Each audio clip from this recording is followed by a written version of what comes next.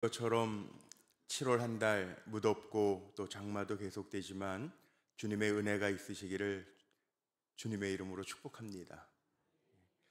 우리 믿음의 사람은 은혜로 사는 사람들인데 지혜 있는 사람도 돈 있는 사람도 은혜 있는 사람을 못 이기게 될 줄로 믿습니다.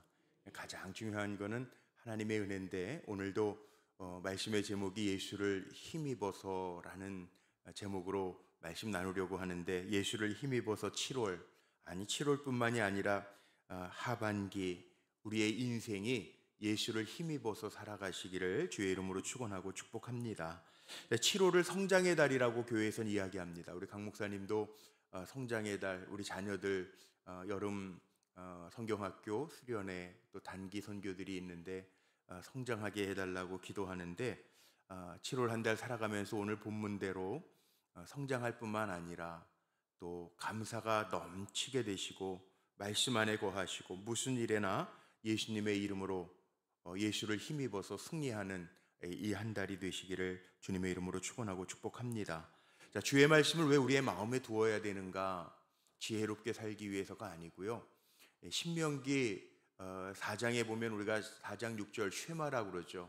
하나님을 생명을 다하고 목숨을 다하고 마음을 다하고 뜻을 다하여 주 너의 하나님을 사랑해라. 그런데 이것을 우리의 자녀들에게까지도 잘 가르치라고 그랬어요. 왜 주의 말씀을 우리의 마음에 두어야 되고 자녀들에게 가르쳐야 되냐 하면 그 답은 신명기 5장 29절 말씀에 있습니다. 신명기 5장 29절 제가 읽어드릴 테니까 한번 잘 들어보세요. 하나님의 약속의 말씀이 있는데 왜 우리가 주님의 말씀을 마음에 두고 살아야 되느냐? 오늘 찬송할 때 449장 마지막 절 5절도요. 예수를 힘입어서 주의 말씀 잘 배우고, 오늘 5절 찬송 그렇게 했잖아요. 아마 생각 없이 찬송하신 분들도 있겠지만 가사 내용을 보면 그렇게 돼 있거든요. 그런데 왜 우리가 주의 말씀을 마음에 두고 성장해야 되느냐? 이유가 있어요. 신명기 5장 29절에 이렇게 되어 있습니다. 제가 읽어봐 드릴게요. 다만 그들이 항상 이 같은 마음을 품어 나를 경외하며 내 모든 명령을 지켜서 그들과 그 자손이 영원히 복받기를 원하노라. 아멘. 하나님이 복 주시기 위해서 주의 말씀을 우리 가운데 두고 우리의 자녀들에게도 부지런히, 성경에 보면 그렇게 나옵니다. 부지런히 가르치래요. 부지런히. 자녀들 복 받기를 원하지 않는 부모는 아무도 없습니다. 그런데 자녀들에게 복을 주는 것은 내가 유산을 남겨주는 것보다 더 중요한 거 있습니다. 자녀들에게 복을 주는 것은 좋은 대학에 들여보내는 것보다 더 중요한 게 있습니다. 그게 뭐냐 하면 여기 약속의 말씀, 이 같은 마음을 품어서 하나님의 말씀과 그 계명을 지켜 그들과 그 자손이 복받기를 원하노라. 하나님이 멋진 인생을 만들어 가실 텐데 그거는 실력, 지혜로 되는 것도 아니고 돈으로 되는 것도 아니고요.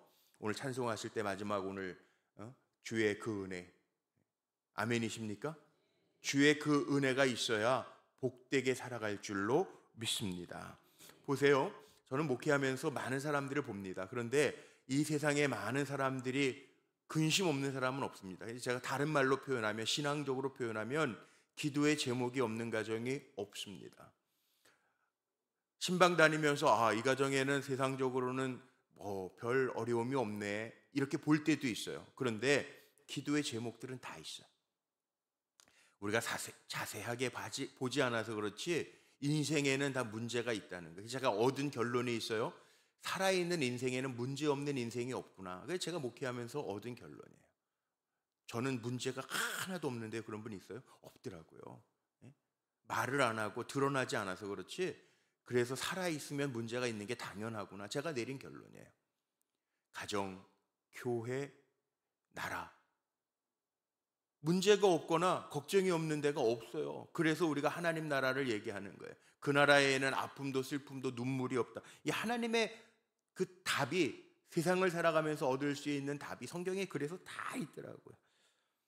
어떤 분들은 건강 때문에 걱정하고, 어떤 분들은 물질 때문에 걱정하고, 어떤 분들은 믿음이 없어서 여러 가지 어려움과 이런 것 때문에 걱정하고, 어떤 분들은 직장 문제, 자녀들의 결혼 문제 때문에 염려하기도 해요. 그런데 보세요, 신앙생활을 잘하는 분들을 보면 문제가 없어서가 아니라 있음에도 불구하고, 염려거리가 있음에도 불구하고 기도하면서 감사하면서 잘 견뎌내더라고요.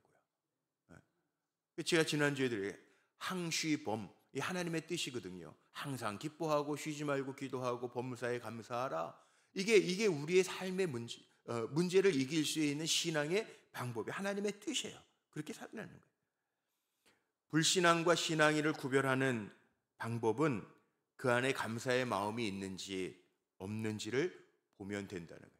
종교개혁자 마틴 루터가 그렇게 얘기했어요. 기독교인과 비기독교인을 구별하는 결정적인 기준이 하나 있는데, 지나간 일들을 감사할 줄 아느냐 모르느냐에 달려있다는 거예요.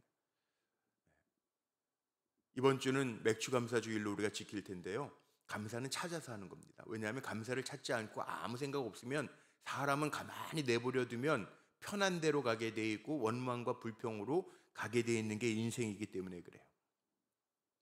저는 캐나다에 있을 때 유나이티드 처치, 연합교단이 있습니다. 유나이티드 처치 별로 저는 좋아하진 않아요. 워낙 진보적인 교단이라 좋아하지는 않는데, 회중교회, 감리교회, 장로교회 이게 다 연합이 돼가지고 1908년도인가요? 연합교회가 탄생을 해서 유나이티드 처치, 여기 너무 진보적이 앞서가요. 목사들도 동성애, 제가 있는 동안에도 제 선배님, 1년 선배님 교회가 유나이티드 처치를 렌트해서 썼는데, 저한테 와가지고 제가 한번 얘기 간증했죠. 그 목사님 와가지고 야 말세야. 그래서 왜요 선배님? 그랬더니 자기 빌려 쓰는 렌트하는 교회 목사가 이혼한다 그래서 제가 뭐라 그랬냐면, 뭐 목사도 도무지 못 살겠으면 이혼할 수 있죠 뭐. 그랬더니 근데 말이야 한 달도 안 됐는데 또 바로 결혼한대. 뭐 여자가 있었나 보지 뭐. 그랬더니 그게 아니야. 왜요? 그랬더니 사모가 남자래요. 너무 웃기잖아요. 그래가지고 제가 빵 넘어갔어요. 유나이티드 처치가 굉장히 진보죠. 좋아하지는 않는데 그 유나이티드 처치 연합교회가 제 기억에 그 12가지 감사, 매일매일 12가지 감사를 찾아서 하자, 그렇게 나왔던 게 있어요. 그 내용이 이런 겁니다. 아침에 우리 눈 뜨면 새로운 시간 주심에 감사, 우리 늘 해야 되죠. 새벽에 나오실 때도 아마 하나님 오늘도 밤새 안녕이라고 살게 하신 거 감사합니다. 그리고 시작하죠. 아침 식사 시간에는 음식을 보며 먹을 수 있음에 감사. 음식이 있다고 다 먹는 것도 아니에요. 알잖아요. 일터에 가면서 내가 움직일 수 있는 기쁨에 감사. 이 맨날 지옥철 타고 뭐 차 타고 힘들어 죽겠어, 교통지옥이야 이러지 말고 움직일 수 있음에 감사. 일할 때에는 일할 수 있음에 감사. 일하면서는 비판이나 압력이 있을 때도 있고 야단 맞을 때도 있어요. 그런데 도전 주심에 감사. 칭찬을 받을 때에는 만족할 수 있음에 감사. 점심시간에는 대화할 수 있는 동료들이 있음에 감사. 또 일과 후에는 작은 또 보람, 성취감에 감사. 귀가 후에는 가족을 보면서 가정 주심에 감사. 신문, TV 보면서 여가 주심에 감사. 잠자리에 들면서는 오늘 한 날도 하나님 평안 주시고 하루를 마칠 수 있음에 감사. 꿈속에서도 생명 주신 은혜에 감사. 뭐 이 12가지 감사가 있어요. 우리는요,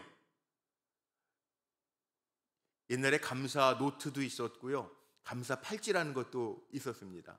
감사할 때마다 이렇게 옮겨차고, 그러면서 우리 감사 잊어버리지 말자 그런 때도 있었는데, 눈 뜨면서부터 잠들 때까지, 아니 꿈에서라도 우리가 감사하면서 잘 살고 있는가를 점검하라는 거예요. 그보다 더 중요한 게 있습니다. 그게 뭐냐 하면, 진정한 감사는요 마음에서 우러나와야 된다. 마음에서. 우리가 진심이라는 표현을 요즘 참 많이 쓰더라고요. 음식을 만들 때에도 진심이 있느냐 없느냐, 뭐 하는데 진심이 있느냐 없느냐, 여보 사랑해요 그래도 진정성이 있느냐 없느냐, 이게 굉장히 중요하잖아요. 그 진심을 담으라는. 오늘 이 땅에 살아가면서도 살아갈 때 감사가 넘치는 삶을 살기 위한 비결이 사도 바울이 골로새 교회를 향해서 주시는 말씀인데, 오늘 한 절 한 절이 사실은, 또 감사절 때도 이 말씀은 인용 많이 하는 골로새서 3장의 말씀인데, 오늘 말씀 속에 보면 가장 중요한 게 뭡니까? 그러기 위해서는 그리스도의 평강이 첫 번째로는 우리의 마음을 주장해야 된다는 거죠. 시편 29편 11절 말씀에 보면 평강도요 하나님이 주시는 복이라는 거예요. 우리가 흔히 요즘에 샬롬 그럽니다. 인사할 때도 샬롬. 샬롬이 뭐냐? 이스라엘의 인사법. 물론 이스라엘 사람들의 인사법이지만 샬롬이라고 하는 이 평화라고 하는 말은요, 내가 만드는 평화가 아니라 하나님이 위로부터 주시는 평화가 샬롬. 자, 샬롬 나왔으니까 제가 우리 성도님들 축복합니다. 7월 한 달 뒤에요, 샬롬 하세요. 하나님 주시는 은혜가 가득하시기를 주의 이름으로 축복합니다. 그리스도의 평안이 우리의 마음을 주장해야 우리가 감사하고 살아갈 수 있다는 샬롬. 이걸 우리가 만들어내는 게 아니라 하나님 주시는 평안이래요. 은혜도 하나님 주셔야 되는데 평안도 하나님이 주셔야 돼요. 그래서 위로부터 주시는 거기 때문에 바울이 늘 축복하고 인사할 때마다 그리스도의 평안과 은혜가 너희 속에 가득하기를 바라노라 그러잖아요. 이 바울의 인사법이거든요. 위로부터 주시는 거니까, 하나님 주시는 거니까. 이 하나님 주시는 은혜와 평안이요, 먼저 우리 성도님들에게 가득하시기를 주의 이름으로 축복합니다. 그리고 또 뭐가 있어야 되냐면 오늘 말씀 속에 나와요. 이게 말씀이에요, 말씀. 그리스도의 말씀이 우리 안에 있어야 되는. 그래도 우리 안에 있어도 아주 풍성하게 있어야 돼. 그래서 주의 말씀을 내 마음에 두었나이다. 조금 눈꼽만치 있는 게 아니라 아주 풍성하게 하나님의 말씀이 우리 안에 있으면 그 말씀이 움직여가는 삶을 살아갈 때 우리 안에 기적이 나타나고 하나님의 능력이 나타나고 또 역사, 기적이 나타나게 될 줄로 믿습니다. 이도령과 춘향의 이야기를 아시죠? 얘기하지 않아도. 춘향이가 변사또의 그 회유와 유혹을 어떻게 이겨낼 수 있었을까요? 이도령의 약속 하나밖에 없어요. 내가 올 거라고. 하나님의 약속이 우리에게 있어요. 우리는 약속 있는 자녀라고 그러잖아요. 하나님의 약속이 우리에게 있는데 우리는 우리의 욕심이나 아니면 세상의 유혹에 넘어질 때가 있어요. 그런데 하나님의 약속이 내 안에 가득 거하면, 풍성하게 거하면 염려할 거 없다는 거예요. 왜? 하나님은 약속대로 이루시는 만군의 주 하나님이시기 때문에 그래요. 어려운 분들 있겠죠. 문제 없는 가정이 없고 문제 없는 사람이 없고 문제 없는 나라가 없다고 그랬어요. 그런데 우리는요, 마음속에 꼭 담아야 할 것이 있는데 하나님의 말씀대로 이루신다라고 하는 것을 믿고 사는 성도이기 때문에 그 말씀을 붙들고 그 말씀에 힘입어서 사는 성도이기 때문에 늘 승리하게 될 줄로 믿습니다. 입술의 아멘은 쉽지만 생활에서 하나님의 약속을 붙들고 살아가는 건 쉽지만은 않아요. 근데 말씀이 풍성하게 거하면 감사하며 살 수 있고 말씀대로 되어지는 은혜를 누리게 될 줄로 믿습니다. 기도 제목들 있잖아요. 사업 때문에 지금 몇 년째 고생하신 우리 성도님 가정도 있어요. 해결해야 될 산적한 문제들 때문에 저에게 카톡으로 목사님 이러이러한 문제가 있어요. 기도해 주세요. 그리고 기도 제목 부탁하는 분도 있고, 병상에 있어 다른 사람, 건강한 사람들은 잘 모르잖아요. 건강할 때 감사하면서 사는 것도 참 중요한데 우리는 꼭 건강을 잃고 건강할 때가 좋았네, 꼭 그래요. 문제 없는 사람은 없어요. 근데요, 문제 없는 사람은 없지만 말씀이 없는 사람은 또 없잖아요. 하나님 우리에게 다 말씀 주셨잖아요. 그러니까 그 말씀 붙들고 하나님이 반드시 이루신다라고 하는 믿음으로 살아갈 때 하나님 우리의 삶에 주님이 만져주시고 만들어 가시는 은혜가 임할 줄로 믿습니다. 그래서 기도로 끝나는 것이 아니라 우리의 삶은 응답과 간증으로 끝나는 삶이 되어야 하는 거예요. 그러기 위해서 마지막 세 번째는 뭐냐 하면 예수를 힘입어서 살아야 돼. 예수의 이름으로. 보세요. 오늘 예수를 힘입어. 찬송도 오늘 두 찬양 다 예수를 힘입어. 말씀대로 살아갈 때 생명의 말씀이 우리를 복되게 하신다. 우리 찬송했어요. 그런데 예수의 이름이라는 게 우리에게는요 가장 소중한 능력이 됨을 아십니까? 제가 성경을 다 찾아왔어요. 시간이 없으니까 제가 그냥 앞에 화면 보시면서 갈게요. 예수의 이름이 얼마나 능력이 있냐 하면 첫 번째로는 예수의 이름으로 우리가 죄사함 받잖아요. 그렇죠? 예수의 이름으로 죄사함. 베드로가 요한이 성전 미문에 앉아있는 안진뱅이 거린에게 내가 다 은가금 없어. 근데 나는 나사렛 예수의 이름으로 내게 명하노니 일어나 걸어라 그래요. 성경에 보면 이런 말씀들이 있습니다. 누가복음 24장 40절 많이 있는데 제가 대표적인 말씀을, 또 그의 이름으로 죄사함을 받게 하는 회개가 예루살렘에서 시작하여 모든 족속에게 전파될 것이 기록되었으니, 자, 그의 이름으로 죄사함을 받게 하는 회개, 그의 이름의 능력, 죄사함의 능력이 예수의 이름에 있다는. 사도행전 10장 43절에 보면 이런 말, 그에 대하여 모든 선지자로 증언하되 그를 믿는 사람들이 다 그의 이름으로 힘입어 죄사함을 받는다 하였느니라. 다 있어요. 또 예수의 이름으로요 영원한 생명을 얻습니다. 예수의 이름으로. 예수의 이름으로. 요한복음에 보면 특별히 사도 요한이 그런 얘기를 많이 해요. 요한복음 20장 31절 오직 이것을 기록함은 너희로 예수께서 하나님의 아들 그리스도이심을 믿게 하려 함이요 또 너희로 믿고 그 이름을 힘입어 생명을 얻게 하려 함이라. 아멘. 그의 이름을 힘입어 생명을 얻는데 예수의 이름 부르면서 사시기를 주의 이름으로 축복합니다. 주의 이름을 부르는 자는 생명을 얻으리로다. 이거 찬양하잖아요. 예수의 이름을 힘입어 생명을 얻는. 또 예수의 이름으로 구원받는다는 거예요. 다른 이름 주신 적이 없대요. 사도행전에 보면 누구든지 주의 이름을 부르는 자는 구원을 받으리라. 그리고 사도행전 4장에 보면 이런 말씀도 있어요. 12절. 다른 이로서는 구원받을 수 없나니 천하 사람 중에 구원받을 만한 다른 이름을 우리에게 주심이 없습니다. 그 다음에 예수의 이름으로요 자녀 되는 권세도 얻습니다. 요한복음 1장 12절. 영접하는 자 곧 그 이름을 믿는 자들에게는 하나님의 자녀가 되는 권세를 주셨으니. 이런데도요 예수의 이름을 전하고 예수의 이름으로 자녀들에게 말씀을 가르치는 일에는 소홀한 부모라면 믿음이 없는 거겠죠? 아닐까요? 오늘 권사님이 저에게 아주 인류대학 나오시고 우리나라 대기업의 이사를 지내신 권사님이 그 얘기를 한번 하시더라고요. 목사님 근데 다른 방법이 없잖아요. 자녀 고등학생 때 한국에서 살면서 이렇게 공부 안 시키고 좋은 대학 안 들어가면 다른 방법이 없잖아요 그러더라고요. 근데 제가 그때 상처를 받았어요. 다른 방법이 정말 없을까? 여러분 어떠세요? 다른 방법이 없을까요? 한번 솔직하게 한번 생각해요. 다른 방법이 없어요? 자녀들이 정말 좋은 대학 나오고 좋은 직장 나와야 승리해요? 그러면은 좋은 대학 못 나오고 좋은 직장 안 나온 사람들은 다 진 거예요? 패배한 거예요? 다른 방법이 없지 않아요. 은혜잖아요, 은혜. 제가 오늘 이 찬송 불러달라고 얘기한 건 아닌데 그 은혜, 예수 그 은혜. 오늘 마지막 찬양이 그거예요. 예수 그 은혜잖아요. 예수의 이름으로잖아요. 그럼 하나님이 헛소리 하셨을까요? 아니라고 봐요. 다른 방법이 없는 게 아니라 우리가 그렇게 못 살아서 그렇지 정말 주님의 이름으로 축복하고 주님의 이름으로 힘입어 살아가면 하나님이 책임져 주시고 역사하시는 은혜가 임할 줄로 믿습니다. 그리고 오늘 말씀의 제목이 예수를 힘입어예요. 예? 왜 다른 방법이 없어요? 우리는 하나님이 세상 사람들과 다른 방법으로 살아라 말씀하셔서 구별해 내신 하나님의 종들인데 왜 우리가 세상적인 방법을 따라가야 돼요? 그거 아니에요. 예? 왜 다른 방법이 없다고 생각하세요? 7월 한 달 한번 실험해 보세요.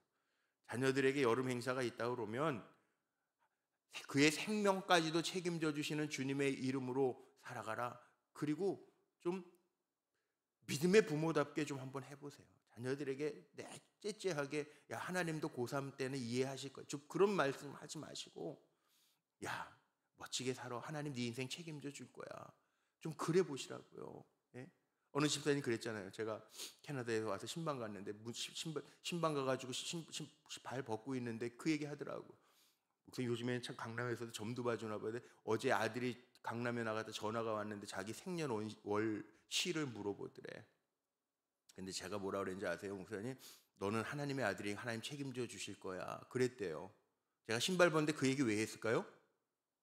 나 이렇게 믿음 있는 집사님이에요. 불꽃교회 집사님이에요. 그 얘기잖아요. 그래서 내가 잘했다고, 맞다고, 집사님 최고라고. 다른 교회 집사님들은 아빠 생년월시까지 다 알려줘. 네 아빠 것도 좀 알아와라 그럴 텐데 정말 멋진 집사님이라고 제가 그랬던 기억이 나요. 맞아요. 우리의 인생은 예수를 힘입어 살아갈 때 어떤 일을 만나고 어떤 근심과 염려가 있을지 모르지만 예수를 힘입어 살아갈 때 주님 책임져 주실 줄로 믿습니다. 결론입니다. 7월 한 달 그리스도의 평강이 우리 사랑하는 성도님들의 마음을 주장하여 복을 누리시기를 주의 이름으로 축복합니다. 하나님의 말씀이 우리 성도님들의 가슴에 풍성히 차고 넘쳐서 너무 7월이 쉽지 않죠. 덥고 장마고 꿉꿉하고 그렇지만 예수의 이름으로 감사하고 오늘 말씀처럼 예수의 이름 찬양하고 예수의 이름으로 승리하며 나아가는 이 한 달이 되시기를 주의 이름으로 축원하고 축복합니다. 자, 우리 성만찬을 받을 텐데요.